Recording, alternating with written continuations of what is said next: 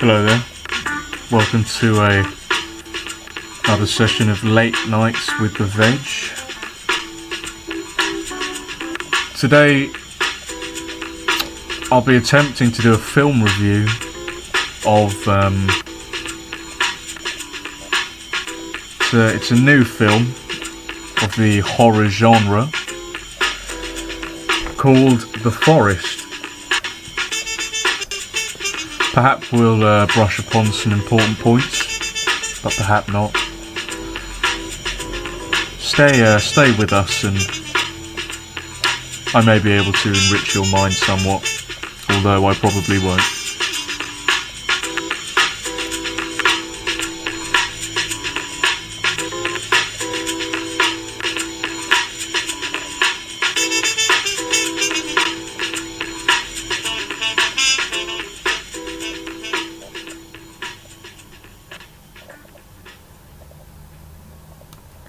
Okay, so new film, The Forest.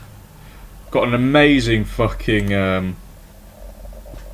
amazing plot. The plot is fucking crazy. Like, I'm sure a lot of you have seen or heard of Vice. It's a YouTube channel which it sort of just updates people on like the news, but not conventional boring fucking news, but news that's actually quite interesting. Not necessarily new news, but you know, just interesting sort of facts, documentaries. So yeah, basically there was one Vice documentary that I saw some months ago regarding a forest in Japan, which a lot of people go to in order to commit suicide. So I was quite intrigued by it, and then it basically followed this other Japanese guy who was basically like the park warden. And when someone wants to commit suicide, they pitch up a tent and they stay in that tent. And over like a period of some days, they sort of get their minds together in sort of a decision manifests, which allows them to either, you know, like, do they kill themselves or do they not? Do they commit suicide or not? And basically, this documentary follows this park warden who goes around basically trying to look out for tents and stuff, and then he would go up to a tent and be like, "Oh, your life's not as bad as you think it is." I mean, it probably was, but he'd be like, "Oh, your life's not as bad as you think it is," and you just you see this guy's face, right? He obviously doesn't give a fuck. He's just like, "Your life's not as bad as you think it is. Don't worry." He's just there, just looking at his fucking clock, just like, "I'm off in 5. Got fucking lunch at 5, but in 5 minutes, sorry." And basically, it's yeah, and he's got other duties. He just makes sure that, you know, like, no teenagers having sex in the bushes. There's no like dead corpses hanging from trees and shit. Anyway, it was super interesting, and it was about time actually that they made a film based upon that, which was also an extremely interesting concept, one that definitely captivated me. So the film, basically, this is a spoiler, by the way, so if you haven't seen the film, yeah, I mean, to be honest, I give the film probably about, I'd say, a definite 3.7 out of 10. A 3.7. So basically, there's this chick who lives in America, and she's got a twin sister who moves to Japan to study. She gets depressed for whatever reason, goes to the suicide forest. Because they're twins, apparently, like, they got this special connection, so the other twin who lives in America gets a bad vibe, and she's like to her husband, "Oh, I need to go and find my sister. I think she's really in trouble this time." And then her husband's like, oh no, I don't think so, baby. I think you should just stay her safe with me. You can't just keep on running after her like this. And anyway, she goes to Japan. She bumps into this dude who obviously wants to fuck her in a bar near the forest. And this dude's like, oh, yeah, I can help you find your sister. And then she's like, oh, yay. So, and then he's like, oh yeah, I've got this other guy that I know. He's like a park ranger around here. And he, just calls this other guy and just starts fucking speaking to him in Japanese and shit. And she was obviously like well impressed by it. You could literally see her like creaming at the gash when she heard this other American guy just speak like fluent Japanese. But anyway, they go to the forest the next day, start looking for her. And the dude's like, okay, look, in this forest you're going to start seeing shit that isn't actually there. So basically, she goes to sleep one night.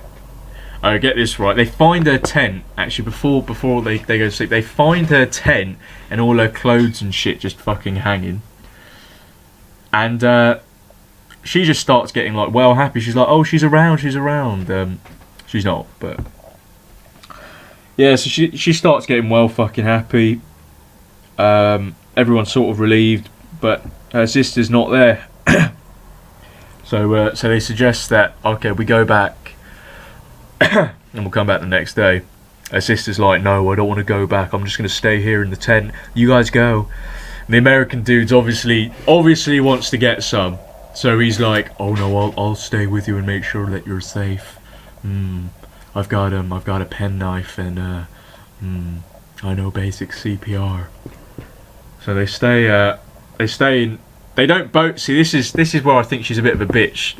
Not gonna lie, because I got a girlfriend, and if she was in this sitch, I wouldn't mind the dude staying in the same tent as her, but she makes him stay outside the tent where it's all fucking dark and creepy, and she's in the tent alone. Anyway, she wakes up in like the middle of the night, just starts wandering about. She bumps into this Chinese girl, right, who's almost certainly a figment of her imagination. I'm sure she is in the film. And this Chinese girl's basically like, oh no, don't trust this man. Don't trust this man. She's like, what the fuck? And yeah, so she starts getting well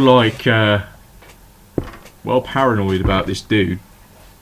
And yeah, so she starts like just getting well paranoid, and the next thing, right, you see is basically she's like looking through his phone, and back in the bar, right, he was like, oh, I don't know who your sister is, but we'll go look for her.